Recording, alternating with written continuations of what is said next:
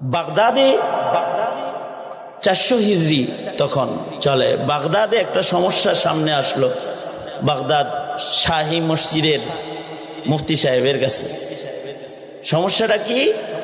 বাগদাদে এক মহিলা ছিল যে মরা মানুষের গোসল দিত, মৃত মানুষদেরকে গোসল দিত। এলাকায় কোনো মহিলা মারা গেলে লোকেরা হেরে নিতে আইতো আর হে গোসল দিয়ে দিত। একটা মহিলার ইন্তেকাল হলো, ওনার নিতে আইলো, প্যাঁচ লাগছে। ঘটনা হলো মহিলাটার তখন ঋতুস্রাব মাসিক চলছে, হালতে হায়েজে আছে। মহিলার চিন্তা হলো যে আমি হালতে হায়েজে আছি, আমি নিজেই না পাক, আমি কি কাউকে কাফন পড়ায় আল্লাহর কাছে যাওয়ার জন্য রেডি করে দেওয়ার ক্ষমতা রাখি নাকি? না পাক বদনে কি কোনো মাইয়িতরে গোসল দেওয়া আমার জন্য জায়েজ হবে? চিন্তায় করে মহিলা মাসআলা জানার জন্য মাদ্রাসায় গেছে, এরকম সয়ে হাসানায় যা দেখে কিছু আলেমে দিন বসা আছে। তাদের যা বলে আমি ঋতুস্রাবের হালতে আছি, আমার মাসিক চলছে, আমি কি কোনো মৃত মানুষকে গোসল দিতে পারবো?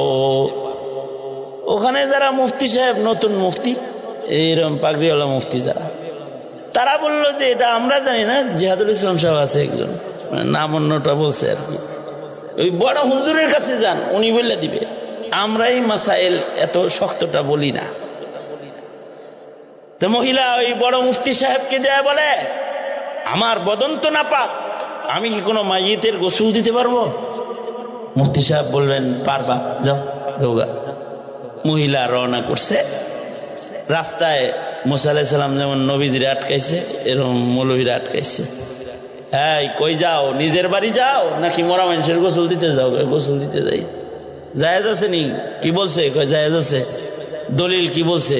আমি উম্মি মানুষ, আমি মোল্লা মাইনা চলি, আমার কি আর দলিল দরকার আছে? জায়েজ আছে, বাস চলে জায়গা। আরে আমনের দরকার নাই দলিল, কিন্তু আমাদের তো দরকার আছে। জিগায় আসেনি একটু দলিলটা কই আছে? মহিলা আবার ফেরত গেছে, যা বলে মুফতি সাহেব মিনসের হালতে মরা মানুষের গোসল দেওয়া যাবে, এটা কোন কিতাবে আছে? কেন? কয় মানুষে জিগায়, যারা জিগায় তা করে কইল, বললো যে বুখারী শরীফে আছে।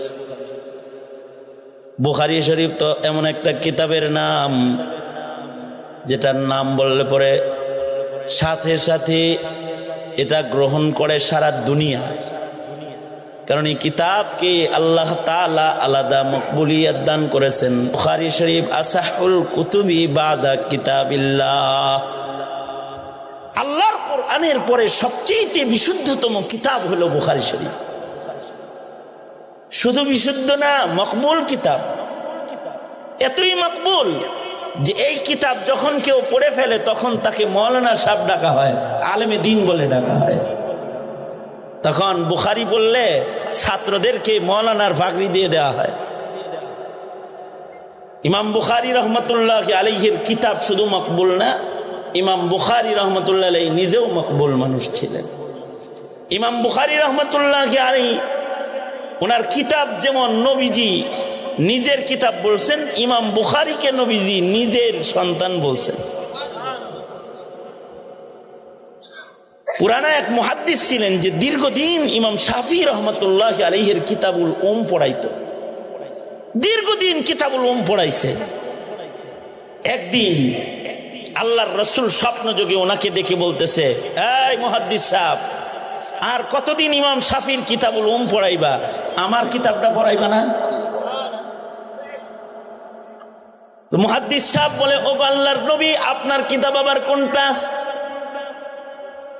মুহাম্মদ ইবনে ইসমাইল যে কিতাবটা লেখছে ওইটা তো আমার কিতাব বুখারী শরীফ, ওইটা পড়াও না কেন? তুমি আজ থেকে ওইটা পড়াইবা, ওইটা আমার কিতাব। অর্থাৎ আল্লাহর রাসূল সাল্লাল্লাহু আলাইহি ওয়াসাল্লাম এই কিতাবকে নিজের কিতাব বলেছেন, আর এই কিতাবের লেখককে নবীজি নিজের সন্তান বলছেন। বলছেন এটা আমার মুহাম্মদ, আমার মুহাম্মদ। অথচ ইমাম বুখারী রহমতুল্লাহ আলাইহি মৃত্যুর আগে ওনার উপরে তহমত লাগানো হয়েছে। ওনাকে তহমত দিয়া হাদিসের মসনদ থেকে ওনাকে সরায় দেওয়া হয়েছে। যে ইমাম বুখারী 10,000 ঘোড়ার ইস্তেকবাল সহ হাদিসের মসনদে বসেছেন, মরণের আগে ইমাম বুখারীকেও নিগৃহীত হতে হয়েছে। উনি যখন মাদ্রাসা ছেড়ে চলে যেতেছিলেন তখন ওনার সাথে ইমাম মুসলিম আরো একজন মুহাদ্দিস, মাত্র 2 জন ছাত্র ওনার সাথে ছিল, আর কেউ ছিল না। বেশি মানুষ জানাজায় অংশগ্রহণ করতে পারে নাই।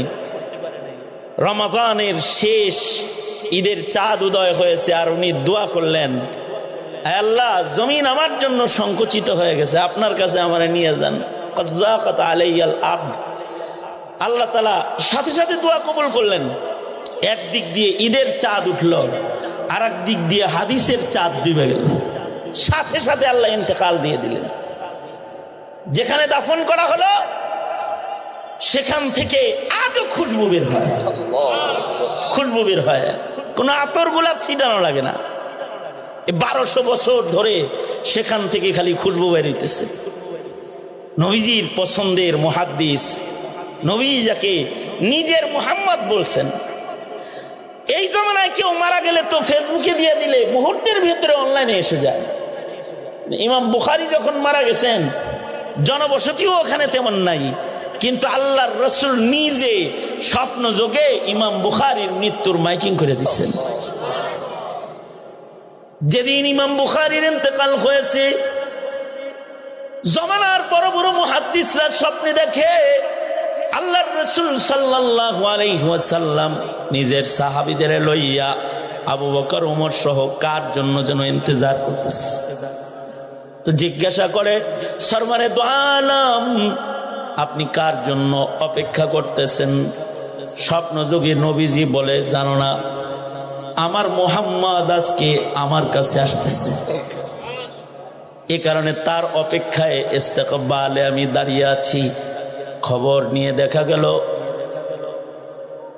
আমিরুল মুমিনিন ফিল হাদিস ইমাম বুখারী রাহমাতুল্লাহি আলাইহির ইন্তেকাল হয়ে গেছে। এ কারণেই বুখারী বুখারী এটা শুনলেই এর কথাগুলোকে মানুষ কবুল করে, বড় ভালো। আরব আজম সবাই কবুল করে, উনি আরবি ছিলেন না, আজমি। আজমি মানুষ, কিন্তু ওনার কিতাবকেও আরবরা গ্রহণ করেছে। কেউ কে যদি বলে দেওয়া যায় এটা বুখারী শরীফে আছে, তাহলে আর কোনো সন্দেহ থাকে না। এ কারণে দেখবেন বুখারীর দলিল নিয়ে একটু বাড়াবাড়ি আছে। মানে বুখারী শরীফে কোনো কিছু আছে, অন্য কিতাবে যদি থাকে হেডারে আর মানবাড়ি চায় না, মনে করে যে এটা আর কোনো হাদিসই না। এই রমজান মাসে দেখবেন বুখারীর দলিল নিয়ে দৌড়াদৌড়ি শুরু হয়ে যাবে। 20 রাকাত তারাবির বিরুদ্ধে লেগে যাবে, আর 8 রাকাত তারাবির পক্ষে কথা বলা শুরু করবে।